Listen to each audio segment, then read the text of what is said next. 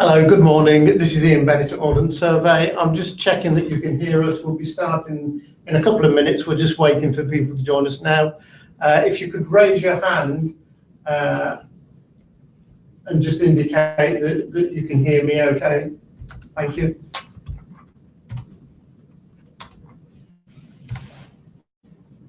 That's great. Thank you very much.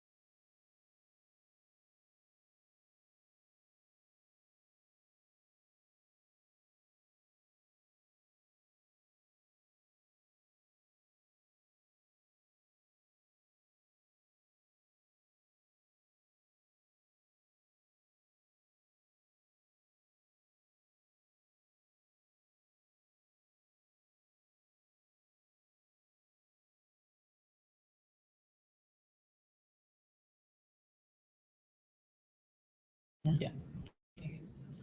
And that's fine.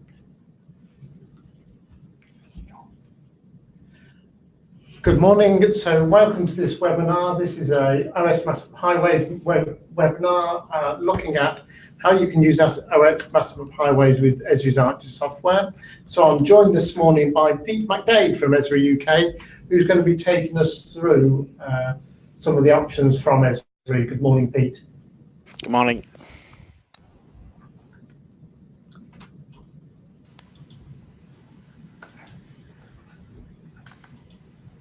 So the aim of the webinar is just to give you a quick overview of highways, but it's very much to focus on ESRI's software, how you get started with the software and how you get started with the data. I'm going to give you a quick overview of the highways data, and then we're going to look at how it's supported, and Pete's going to go through the UK data loader and give you some key information that will allow you to adopt both highways, the UK data loader, and then use the data in an ESRI environment. So we have a few poll questions for you just to set the scene. So to start with, how many of you have ordered the OS MasterMap Highways data?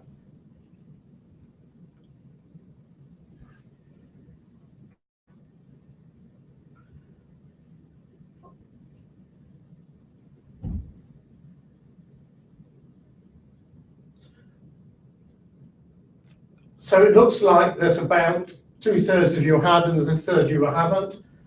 That's quite interesting. So the next one is how many of you actually use ESRI software? And that could be ArcGIS Online, it could be ArcGIS Pro, ArcMap.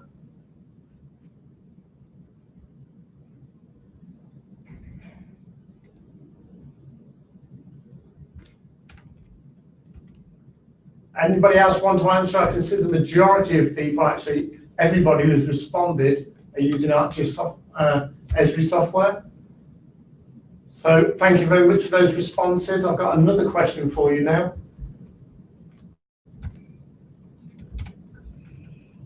And this one is about whether you've successfully converted the highways data into an ESRI format.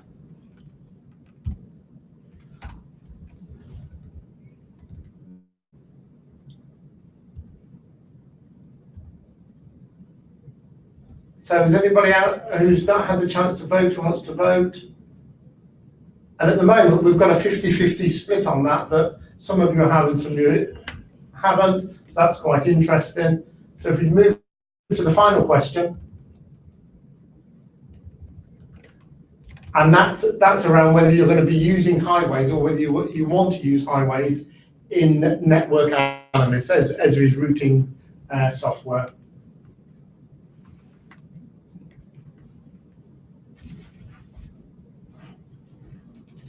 So it looks like the majority of people have voted. If anybody hasn't voted and want to vote, if you could do that quickly. And the majority, over 80% of you are saying yes, you want to use it in network analysis. And hopefully, we'll be able to start to lead you some of the way into doing that today. We will take questions at the end, but if you do think of any questions, please put them in the chat window, and then we'll be able to start to answer as we're going at the end, rather than interrupting as we're going through. Pete and I will be able to answer questions on the highways and people on the actual ESRI software suite. So just to set the scene and give you an overview of OS MasterMap Highways, for those of you who are not aware, the story behind our highways is very similar to addressing, and that across the public sector there were different addressing data sets to use. It's the same with the road network. Local authorities capture their own gazetteers, which they use for their own purposes.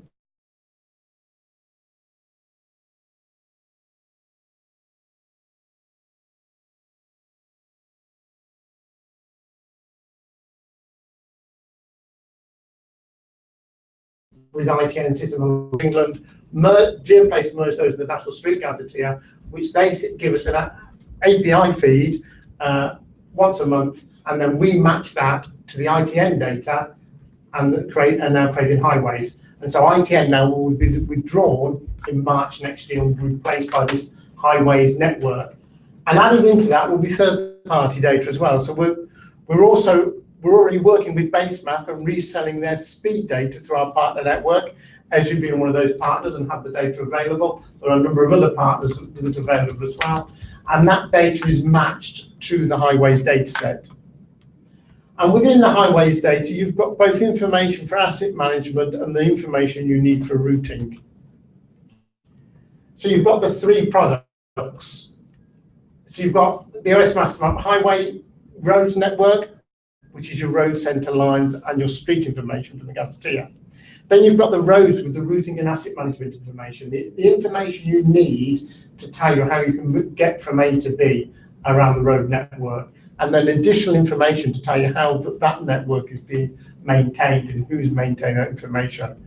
And then the third package, which is the path data, which is the urban path network from ITN, and that's now been matched to the streets and fits into this product family. So where do you find the different elements? You can see at the top we've got the OS MasterMap roads, and in there are the road node, and the ferry links. The features that were in ITN are now compassed in this product, and then matched alongside those you have the street. A new feature in there is road junction. This is the moment motorway junctions, but we're building that to pull in more information, and that is actually connected to the nodes on the network, where previously it was a floating point just for cartographic purposes. A couple of interesting pieces in there which are in the resources folder when you get the data download or the DVD is T10 data, which is European designations, comes as a CSV, and then an open roads lookup table. And this is a list of all the toys and highways with the link that they match to in our Open Roads product. So if you've added your own information to Highways and you want to publish that as an open format, you can take it and match it to Open Roads and then do that with Open Roads whilst having removed the elements of Highways that you can't publish in an open way. The second package is the roads with road routing information. So you've got all the information that's in the roads data set, but as well as that, you've got access restrictions, turn restrictions, restrictions for vehicles, you know, the things that tell you where you can and cannot drive, and then hazards and structures. So you've got in hazards things like fords and firing ranges, and then in structures you've got bridges and you've got the weight and width information that is useful for large vehicles. And then coming from the local authority gazetteers, you've got the highways dedication, where the highway is dedicated to a specific route, where it's an indication of public right of way, or there's a bridle road, or any other special use for that link. You've got special designations around, you know, times of day when maintenance activities can't take place, and that sort of information. And then you've got the information on the actual maintenance and reinstatement of the actual highway. And then finally, the third element is the paths, where you've got the path link and the path node, which is the urban path network, which is the connecting path network that joins back into the road links. And with Highways, we've snapped that to the link, to the road link, so you've got better connectivity. And there is also some where local authorities have information on the paths and where they're maintaining the path, there is some information coming through from gazetteers in the same structure as the parts of the data set.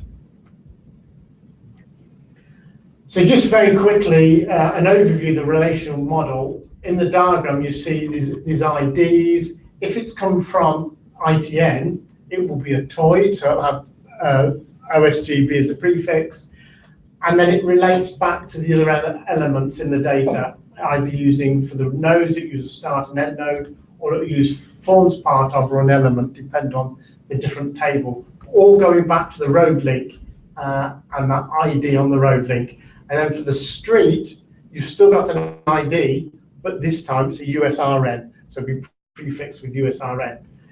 In some translators, they're changing those to the columns and to say USRN or TOI, just to make it a little bit easier to use. And so the routing and asset information a little bit more complicated to maintain and to link, because you've got link references there which you need to pull out of the data. But with some of the restrictions, you're going to have multiple references, so you know which road you can turn in and out of, or you can't turn in and out of. But again, all built around the road link. And then the gazetteer data, the maintenance, special designation, is all built around the USRN and links into the street. And then there's a link between the street and the road link. So you get a list of the USRNs and TOIDs that match to each other.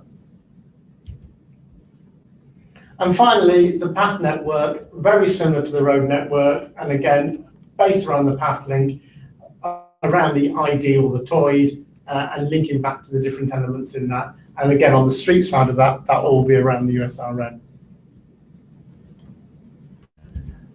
So now I'd like to hand over to Pete, who is going to talk through to us about the UK data loader. So we just switch over so Pete will become the presenter. And it's over to you, Pete. Okay, thank you, Ian. Just one moment while I switch over.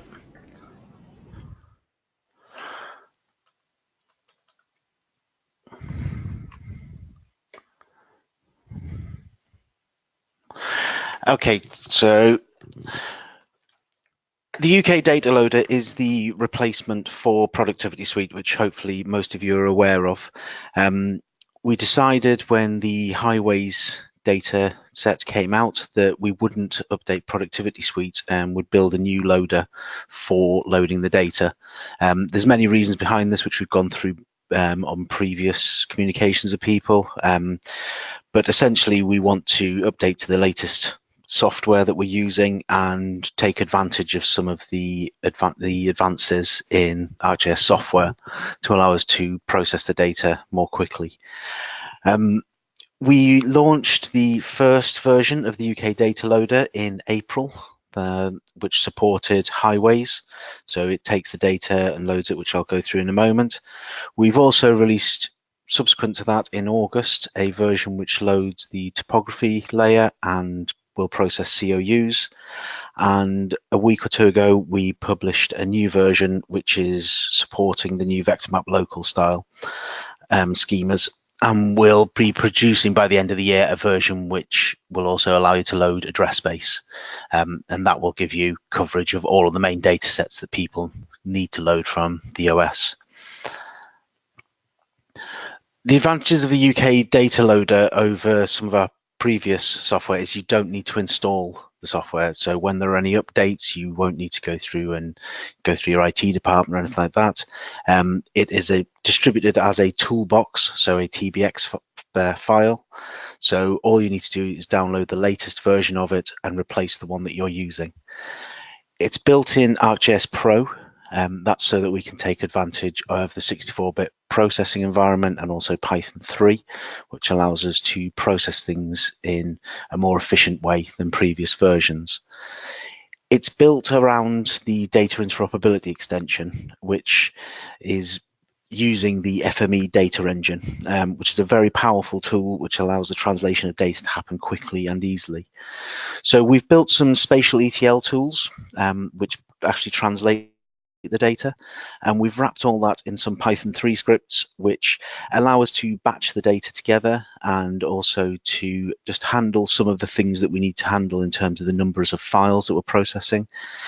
And what we've built into there is some error handling, so that if for some reason the processing stops or has some problems, we can, if you run the tool again, it will roll back to the last file it knows it processed correctly, and we'll start again from there. So if you're running a data load and there's a problem, you don't need to start from scratch. We can pick up where it left off and you can carry on from there. Using Python allows us to handle some of those errors. So in terms of how you actually use the tool, with the Highways tool, let me just talk.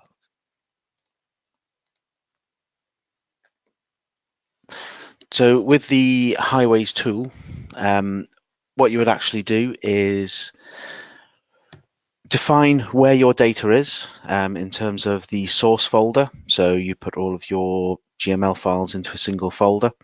You define where you want it to load into, so a file geodatabase or your SD database, and that's essentially all that you need to do. The tool will look to see what types of files you've incorporated, so the paths or the ferries, and then it will include those in the network that it builds for you and ensure that all that data is loaded. When we process the data, we create two outputs. One is the raw data, so we will take all of the information that's in there and produce feature classes and tables so that you can access all of the raw data and manipulate that if you need to. If you have a network analyst extension and you want to build a network, then you could at this point choose to as well. And that will then produce a network data set where it will pull all of the relevant parts of things like road links and path links and the connecting links and produce a network for you. It will also calculate how the turn restrictions work. So within ArcGIS and most networking tools, what you have to model is the turns that you cannot perform, as opposed to things like where you have to do something. So imagine you're coming up to a crossroads and you have a sign which says you can only go forward. How that needs to be modeled is that we say you cannot turn left and you cannot turn right. So what the software does is it processes that and works out all of the things that you cannot do in those situations, and we put those turn restrictions in there. The reason I'm letting you know that is just so you understand sometimes why there are parts of the process that take quite a long time to process. There's just a lot of different permutations that it needs to cope with. Once you have the network data set, you can use it within the software to do multiple things that you would normally do with a network. It is a fully functional network data set, so you can produce service areas based on the amount of time you could drive or walk within a certain distance. You can do normal routing, say you want to go from one point to another or have multiple stops in there, and you can have things like closest facilities, so you can work out where are the closest recycle centres to certain addresses or that sort of thing. So the screenshots there show ArcGIS Pro, but you can use it in ArcMap as well, just as normal once it's actually produced the data. Currently, we set default speeds for all of the links. So we have come up with the speeds that we generally use within data. And these are detailed in that table there, which is also in the user guide, which tells you how we've put those in. These can be amended by yourself after you've loaded the data. So you would go into your network data set, go into the costs, and inside the script that we've created, we've tried to create it in such a way that it's clear where you would need to change things. So you can see on that screenshot there, we have the speeds set for 67, 57, 45. You would just need to go in, change those values, and then rebuild your network data set if you want those values to be different. Walking times we've set to a single value of 3 miles per hour, but again, you can change that if you want to yourself. So as I said, everything that it produces will work across the ArcGIS platform. We do a lot of work to make sure that everything we produce is usable within ArcMap, ArcCatalog, ArcGIS Pro. There are some tools in GitHub that if you want to publish the highways network that you've created and use it within your own ArcGIS enterprise, that will do that work for you. There's quite a lot of services and GP tools that need to be created in order for you to be able to query a network and work out the different travel modes that you have. But these tools will do all of that for you. You essentially point this tool at the network data set, connect to your ArcGIS enterprise and run the tool, and it will do all of that for you. There's a step-by-step guide on GitHub, and we test this as part of the course when we release new versions as well. So we're confident that that will work for you. Who gets access? Well, all Productivity Suite customers get access to the UK data loader and will get a license for the data interoperability extension. All you need to do if you're currently in maintenance for Productivity Suite is email ukdataloader@esriuk.com. Quite a lot of people have already moved over. We've been doing it on a reactive basis for the last 6 months. So if you've asked for it, we've given it to you. From the start of next year, all renewals for Productivity Suite, you will automatically get the UK data loader and the data interoperability extension licenses as part of your renewal. That's because obviously we're now at the point where we need people to start moving actively because of the imminent retirement of the ITN dataset. Productivity Suite itself is going to be fully supported until the end of 2019, at which point it will be retired. But until then, we'll continue to be able to support you. We'll continue to look at bugs if they arise, continue to put things in there. We're not planning on putting any enhancements inside Productivity Suite though.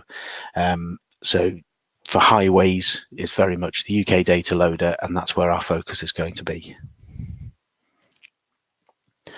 What are we doing next in terms of the UK data loader? So sometime hopefully later this week, we should release a version which just fixes a few bugs, puts a few speed enhancements in there that we've put in. By the end of December, there'll be a version which supports the loading of address space. And then at the beginning of next year, we're going to start putting in some enhancements to the highways network, which have come around because of feedback from yourselves. So we're looking at putting in the urban-rural split option. So this is where you can pass in a polygon and say, these are my urban areas, and you can define what you want the speeds for roads to be if they're within that area, what you want the speeds to be if they're in a rural area. So you can say your A roads within an urban area 30 miles an hour, out in the rural area it'd be 60 miles an hour. So allowing you to have that functionality in there. We also want to allow you to define your own network schema file. So the way the tool works at the moment is it's distributed with some XML files which are used to build the network dataset. This defines all of the feature classes and speeds and turn restrictions that are taking part in the network. What we want you to be able to do is, once you have that as your data set, you can go and create your own modifications and do things there yourselves. Once you've done that, you can then create your own XML file so that when you come to load the data, you can just say to the tool, actually use this custom XML file I've already modified, so that you don't need to go in and make any extra manipulations to the data after you've loaded the data. It's trying to give you that streamlined process of receive the data, run a tool, and end up with something that you can use straight away, and you don't need to add anything else into there. As part of that, we also want to allow you to use your own feature class names. I know quite a few of you like to have them named in certain ways and following certain schemas. Because of the way that the current network build happens, we can't actually do that, put the custom feature class names in there. But when we come to allow you to do that, then we should be in a position to allow you to put your own feature class names in there. This is just the list that we currently have that we're planning to work on. What I would like to do is ask people to feed back to us what is important to them.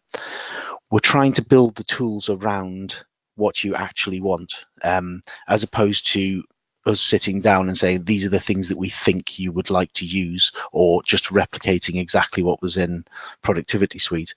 We're trying to build the functionality around what people do in the real world, what you're actually doing.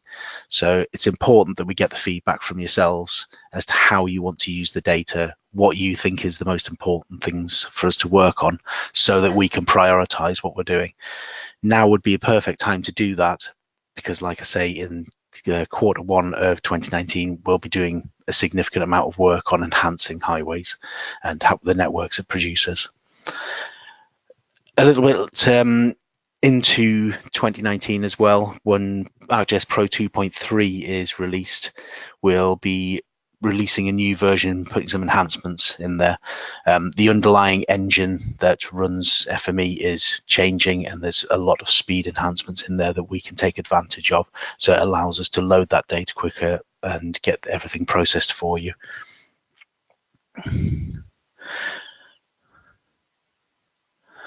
So I think that's pretty much everything I wanted to cover at the moment. Appreciate it's a fairly whistle-stop tour.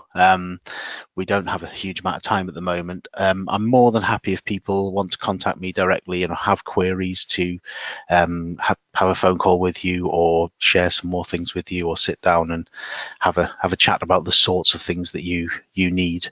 But if I hand back to Ian for now.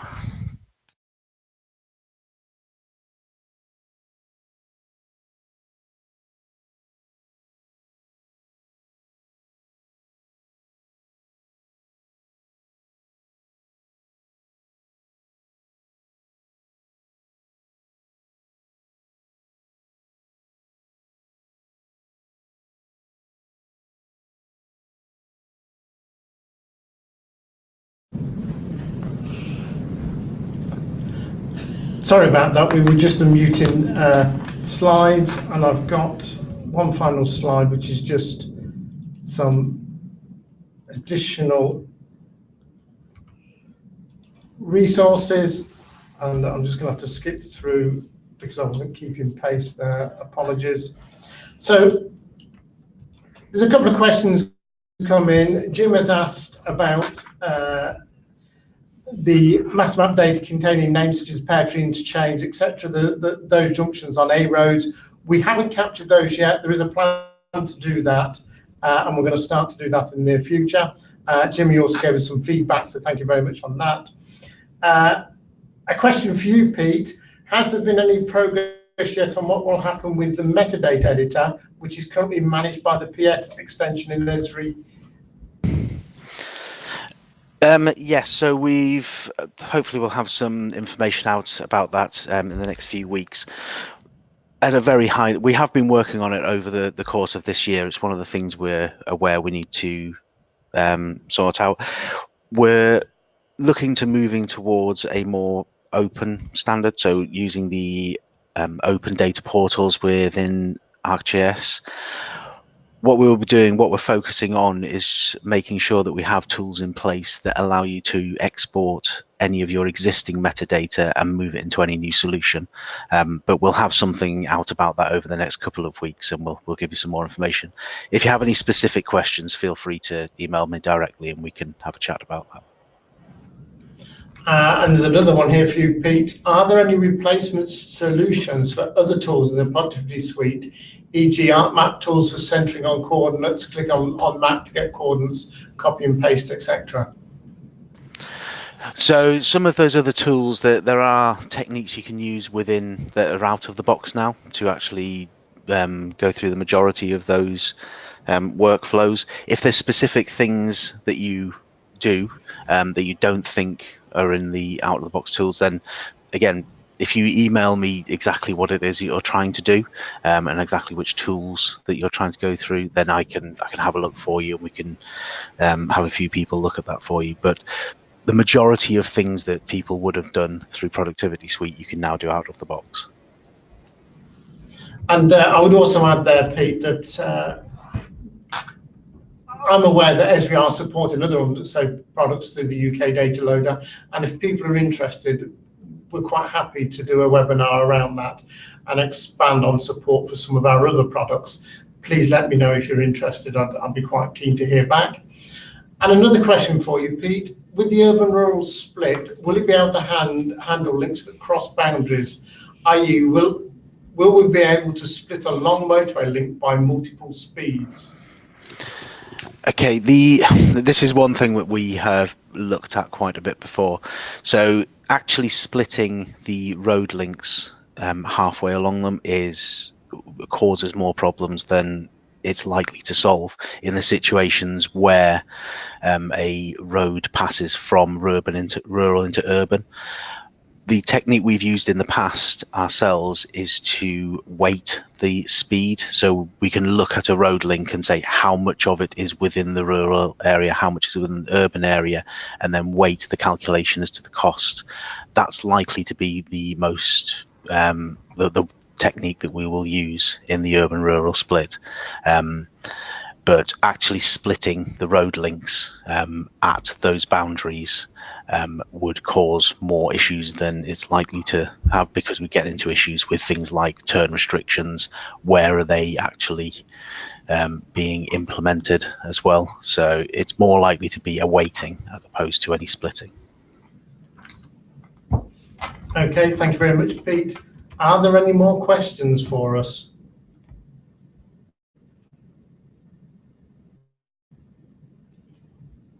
I don't think anyone else has got a question. So thank you very much for joining us. If you do have questions, or you think of anything that you need help with, either about highways data or about ESRI software, please feel free to email either Pete or myself. If you haven't got either of our contact details, we can share them with each other and pass messages between each other. So please feel free to contact us that way. So thank you very much for joining us, and I hope you found that useful. Thank you. Thank you.